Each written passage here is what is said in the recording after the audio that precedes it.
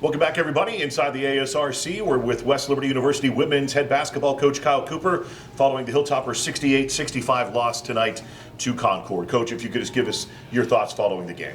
Yeah, I mean, obviously, great ball game down to the stretch. I mean, both teams just killing themselves to win. All right, and that's all that you can ask for as coaches. And so then it's going to come down to who's going to execute more. And I think when you look at the box, there's one or two things that stand out that are really, really evident. And the one is that we held them to 35% shooting, which is really darn good.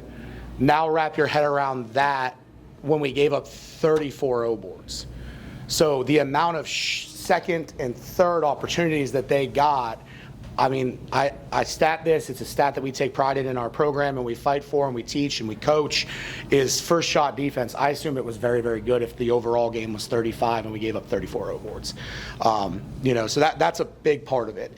I thought it was messy for both teams offensively. Both teams couldn't get in rhythm much in the first half at all, and that's why the game was so low scoring. Then both teams started to make plays offensively. I think you have to give hats off to Skylar Davidson. She willed her team with some really tough shots in crucial moments where I just felt like we were starting to gain control, and then maybe a shot doesn't fall for us, and then she hits a really tough one. And then they got really timely O boards too. Like, that's the other part of the story that is hard.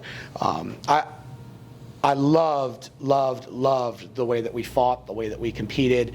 Like, if that level of competitiveness, communication, and effort was consistently there for like it was tonight, we would not only have more opportunities to go 1-0, but we'd be in a little different place right now. All right, and that is what we need. We had a group of them. Anybody that got in the game competed today, and I'm really, really pleased about that. We have got to execute better. You get some really big plays down the stretch of that game when you're down 2, and it might have even got to 3 at one point, possessions.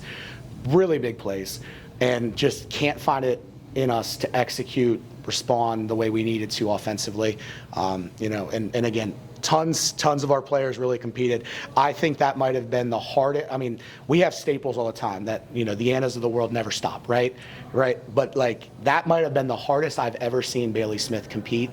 And if that is who she can be for 40 with her talent level, she is, I've said it before and I'll say it again, she's one of the best players in the conference. What we've got to do is we got to find a way to win that game, because that group deserved to be 1-0 today, and it really hurts that they weren't. So you're up 57-54 with 4:14 to go, but then they kind of turned the pressure on. Mm-hmm. And over the next minute 40, they go on a 10-0 run. And so your three-point advantage is now wiped out, and now you're down 7. What happened during that little stretch right there that really kind of, I think, unfortunately swung the game in their favor? Yeah, we were saying it as a coaching staff on the bench. We were preaching it to them. When you're up that 3 and you're playing the defense that you are, it's going to come down to, can you rebound the basketball or force tough ones if they're going to score, and can you take care of it? And I thought it was a stacking of issues in that. We gave up a couple O boards, including 1 or 2, I think, on a free throw line, which it's tough to swallow. And then you turn it over once or twice in moments we really just can't turn it over. And again, not for lack of compete or anything like that, just weren't connected enough to get out of that initial trap, or weren't connected enough to rebound down when somebody else is boxing and finish a play. But they were crucial ones, but there were crucial ones throughout the game. We had our opportunities way before the very end like that. You talked about it. They had 89 shots in the game. That's a lot of shots to give up, but as you said, you still held them to 35% shooting. So you look at that number and you had to feel pretty good about that, right? If you look at 35% on 89 attempts, yeah, you're pretty pleased with the way your defense played. I mean, you still held them to 68 points in the game. So right. I think, again, I know we talked about this Saturday, there still are positives to take away from this game. The unfortunate thing is you just didn't get over the hump tonight. Yeah, no, and again, there are positives, and there's things that we can be a lot better in, and we will. And again, it unfortunately go 0-1 tonight when I thought we were very worthy of going 1-0. I thought Jenna Ricardo played her heart out tonight. For sure. Battling inside all night. I think I don't know how many minutes she had off, not many.